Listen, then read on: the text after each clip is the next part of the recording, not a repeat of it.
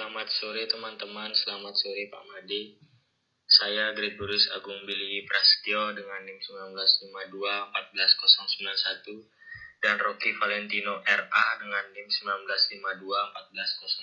14094. Di sini akan menjelaskan tentang Remote Field Testing atau RFT.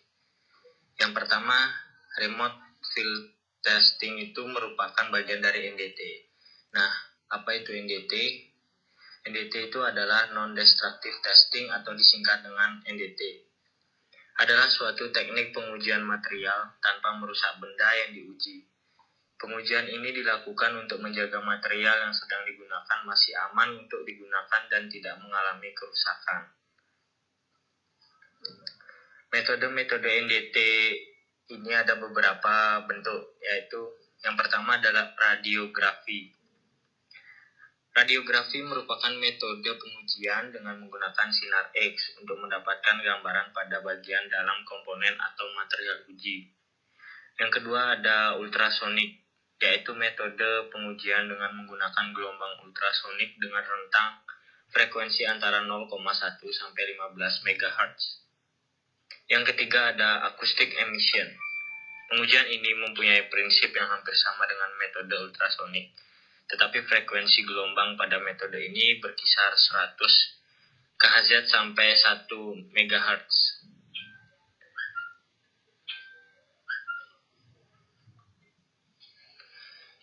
Kemudian yang ketiga ada magnetic particle. Metode pengujian ini dengan menyebarkan serbuk magnetik pada permukaan benda yang ingin diuji atau material. Yang keempat adalah eddy current. Pada metode ini mempunyai prinsip yang hampir sama dengan metode magnetic particles. Tapi metode ini menggunakan medan listrik yang dipancarkan dari arus listrik AC atau bolak-balik, sehingga ketika ada kerusakan atau crack, maka medan listrik akan berubah dan perubahan tersebut akan terdeteksi pada alat pengukur impedance. Metode eddy current ini hampir sama dengan metode yang akan kami jelaskan nanti, yaitu Remote Field Testing atau RFT. Tetapi ada beberapa perbedaan yang membedakan RFT ini dengan eddy current. Nanti perbedaannya akan dijelaskan di dalam isi PowerPoint nanti.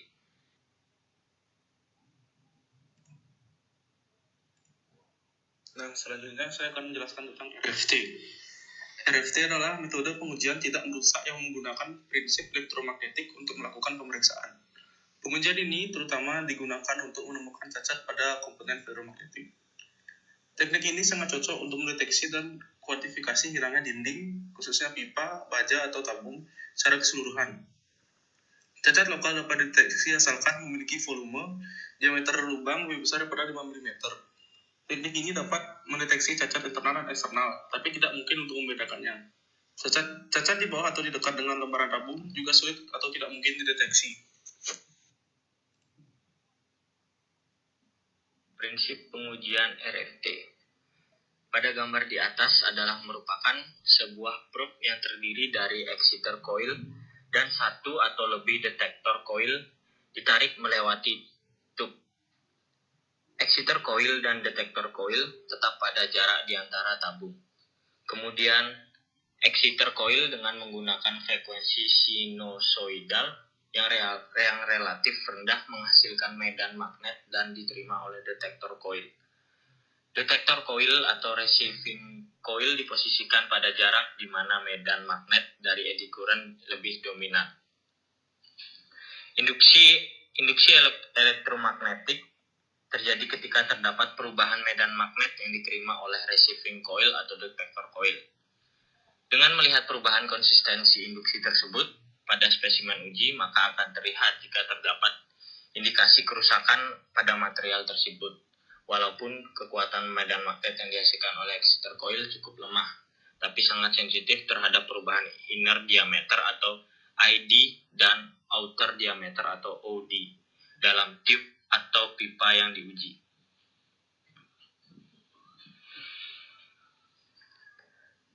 Kemudian ada daerah atau zona pada RFT guna mendefinisikan variasi-variasi di dalam distribusi arus bolak-balik yang ada di dalam dinding tube. Telah dikembangkan istilah-istilah berikut ini. ASNT Level 3 Study Guide Electromagnetic Testing 2007 NDE ED-ORD 2014. Yang pertama ada Near Field Zone Direct Couple sampai 0 sampai 1,5 kali diameter tube dari exciter coil.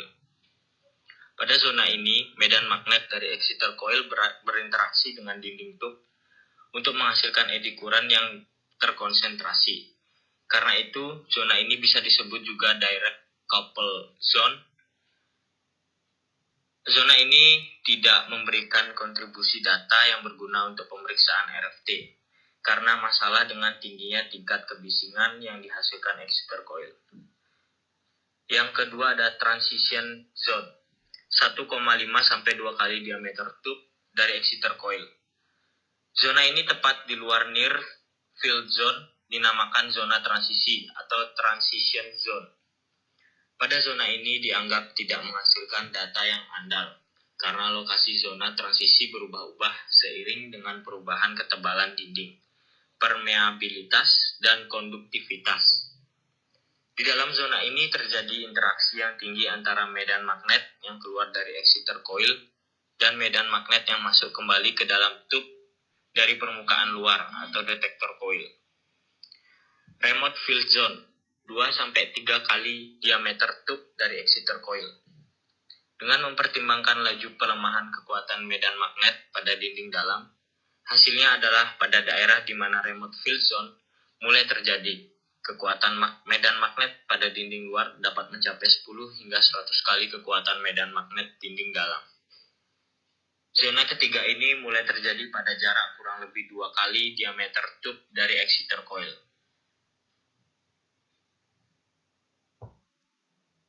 Lalu di sini ada video yang menggambarkan prinsip-prinsip fungsi RFT. Nah, jadi di sini RFT itu yang RFT yang dual driver probe. Tadi halaman pertama juga ada gambar RFT, itu RFT yang single probe. Nah, jadi probe menggunakan satu atau beberapa kumparan pemancar yang diposisikan 2 diameter tabung terpisah dari kumparan terima.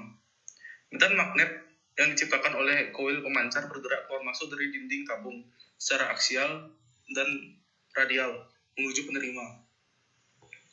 Medan magnet harus melewati dinding tabung lagi untuk mencapai penerima. Jadi ini itu disebut dengan true transmission, dan inilah yang mendefinisikan RFT. Melalui transmisi memungkinkan cacat eksternal dan cacat internal terdeteksi.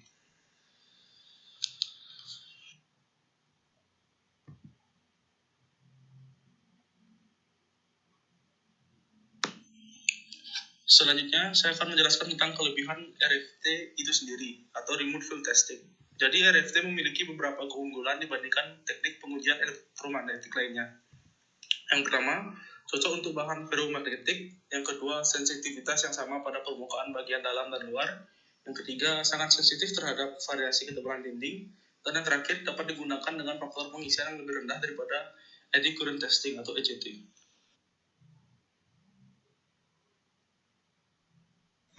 Setelah menyebutkan tentang kelebihan dari RFT, di sini RFT juga memiliki beberapa kekurangan, yaitu yang pertama, RFT sedikit lebih lambat dari eddy current testing atau ECT, karena dapat menginspeksi sekitar 300 tabung dengan panjang standar 6 meter pada hari pertama, dan kecepatan dapat meningkat hingga 450 tabung pada hari inspeksi tambahan.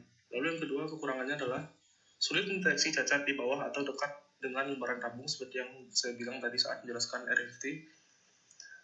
Dan yang terakhir adalah kekurangannya cacat internal dan eksternal tidak mungkin dapat dibedakan.